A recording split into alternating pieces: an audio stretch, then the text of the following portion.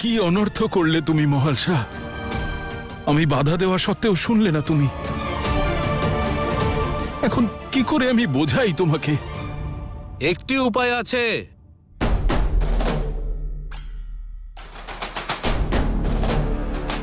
সমস্যার বিনাশ তার থেকে পালিয়ে পাওয়া যায় না, তার সম্মুখীন হয়ে সন্ধান করতে হয়। আমরা সন্ধান করব। যদি মহালসা জেদ ত্যাগ না করে তাহলে এবার আমরা জেদ ধরব। আরে আমরা এই সমস্যার সমাধান খুঁজব, আর যদি খুঁজে পাই তাহলে মহালসার আর জেদ করার প্রয়োজনই পড়বে না, তাই না?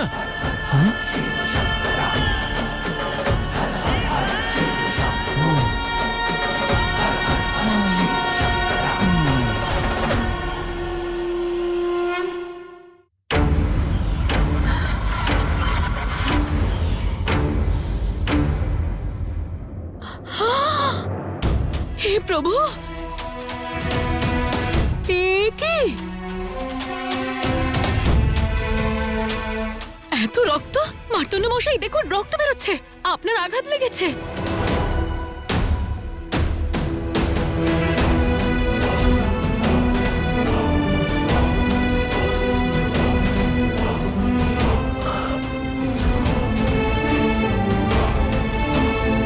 মহালসা চাকার ওপর পড়ে যাচ্ছিল, ওকে বাঁচাতে হাত এগিয়ে দিলাম, তখন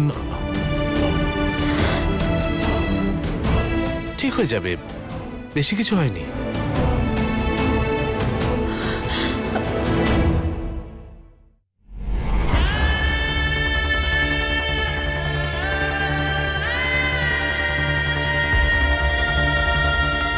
সামান্য চোট নয়, গভীর ক্ষত এমনিতে সারবে না। এসো, আমি ঔষধি লাগিয়ে দিচ্ছি।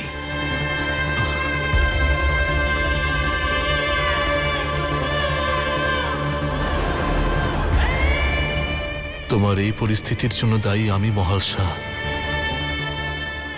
আর আমি ওই শিব মন্দিরে মহিলাদের প্রবেশের পথ সন্ধান করেই ছাড়ব।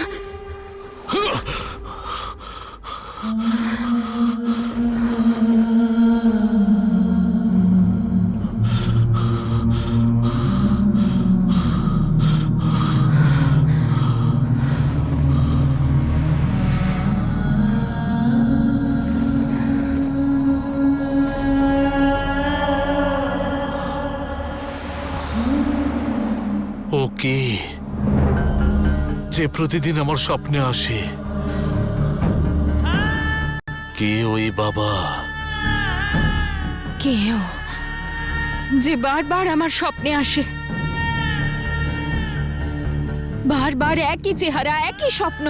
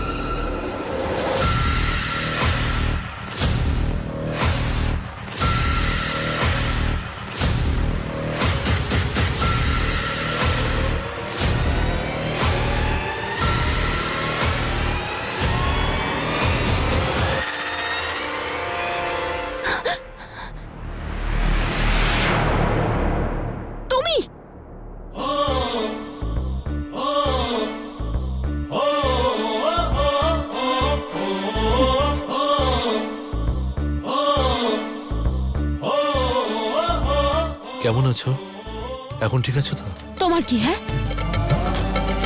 ও হ্যাঁ, তোমার তো কষ্ট হচ্ছে তাই না? দুঃখ হচ্ছে হয়তো যে আমি জীবিত কি করে আছি, তাই না? আরে তুমি আমাকে সবসময় অনুচিত কেন ভাবো? আরে আমি এখানে কারোর কোনো ক্ষতি করতে আসিনি, আমি তো শুধু নিজেকে। থাক, আমি সব বুঝে গেছি। অনুচিত করতে আসিনি। তুমি জানো, যদি কোনো পুস্তক পড়তে হয় না, আগে তাকে খুলতে হয়। কিন্তু যে পড়তে চাইছে সে যদি পুস্তক নাই খোলে, দোষটা কার হলো? হ্যাঁ বলো, কার দোষ হলো?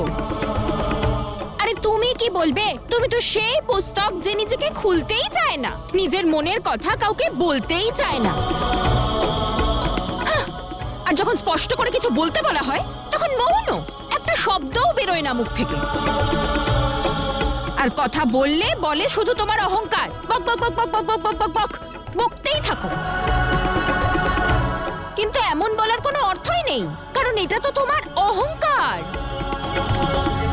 তুমি তো শুধু এটাই চাও যে তুমি কিচ্ছু বলবে না, আর সামনে যে আছে সে কিছু না বলেই সব বুঝে যাবে। তাহলে এটা তোমার দোষ নয় তো কার? আরে আমি বলছি তো ওই স্পষ্ট কথা, কিন্তু তুমি তো শুনছোই না। আরে তুমি কি স্পষ্ট কথা বলবে? তুমি না সেই অহংকারী পুরুষ যে নারীকে না কিছু বলবে, না কিছু শুনবে, না কিছু বলতে দেবে, শুধু যা ইচ্ছে করবে। হে দেবাদি দেব, বৈদ্যর ঔষধ কাজ করেছে, পুনরায় বিষ ওগলানো শুরু করেছে। বক বক বক বক বক বক। তোমার কথা কি মিষ্টি। যার নিজের মনে বিষ থাকে না, তার অন্যদের কথা শুনলেও সেটাও বিষ মনে হয়। আর আমার মুখ থেকে বিষ বেরোয়? নিজেকে দেখো, তোমার মুখ থেকে তো যেন অমৃতের নদী বয়ে চলেছে। যেমন বিষাক্ত তোমার এই মন, তেমনই বিচিত্র তোমার আচরণ। কে জানে কি ভাবো নিজেকে? মার্তণ্ড মার্তণ্ড মার্তণ্ড মার্তণ্ড মার্তণ্ড।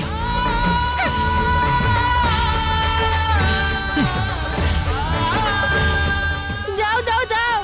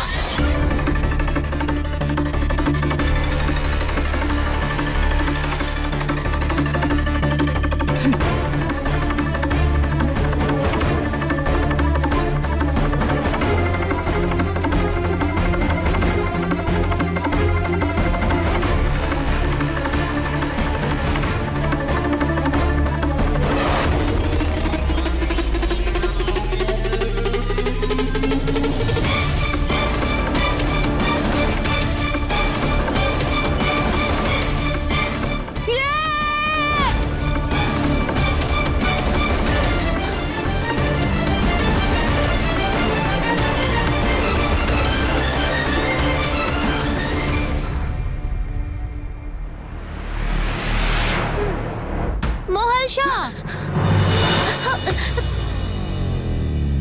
কি করছো মহালসা? তুমি মার্তণ্ডকে এত অপমান কেন করো মহালসা? সব সময় কথা শোনাও। কথা শোনাবো না। কি করব? কি করব? আরতি করব? পুজো করব?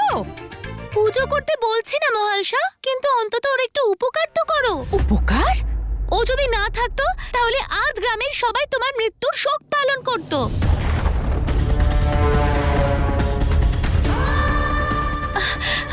তুমি কি জানো আদৌ সবটা? আর তারপর তো ওই তোমাকে বাঁচালো, তোমার কিছুই মনে নেই?